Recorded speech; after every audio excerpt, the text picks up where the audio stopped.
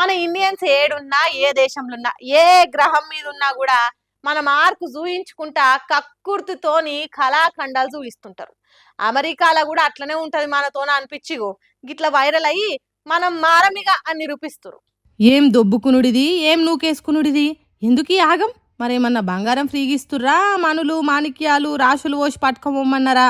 లేదు కదా. అందరు తినేటియే, మామూలుగా అమ్మేటియే కూరగాయలు ఆకుకూరలు దుంపలు. అవిటికే గంత ఆగం కథ ఎందుకు? అవి కూడా ఫ్రీగా ఏమి ఇస్తలేరు కదా. మళ్ళా అమెరికాలో న్యూజెర్సీ కాడ ఓ కొత్త ఇండియా స్టోర్ ఓపెనింగ్ అయితే ఆడికి వచ్చిన మనోళ్ళు చూపించిన ఉత్సాహం హుషారు గిది అన్నట్టు. సరే ఫస్ట్ నాడని పెడితే గిడితే ఏమన్నా ఆఫర్ పెట్టిరు కావచ్చు. గాయంత దానికే గిట్లా ఆడోళ్ళు మొగోళ్ళు ముసలోళ్ళు ఒకరి మీద ఒకరు వడి కొనుక్కోవాలనా? ఆయంత మందిల కింద పడి కాలో చెయ్యి ఇరిగితే వేలకు వేల డాలర్లు ఖర్చు పెట్టి దావకండ్ల పడే కదా అనుకుంటా వీడియోని చూసిన ఇక్కడోళ్ళు కామెంట్లు చేస్తే మన వాళ్ళని మంచిగానే మాటలు అంటారు. కానీ బ్లాక్ ఫ్రైడే ఆఫర్లు పెట్టినప్పుడు అమెరికాలు కూడా అక్కడ ఇట్లానే కొట్టుకుంటారు. మనోళ్ళు అనే వరకల్లా తక్కువ చూపొద్దు అనుకుంటా ఇంకొందరు కామెంట్లు వేస్తారు.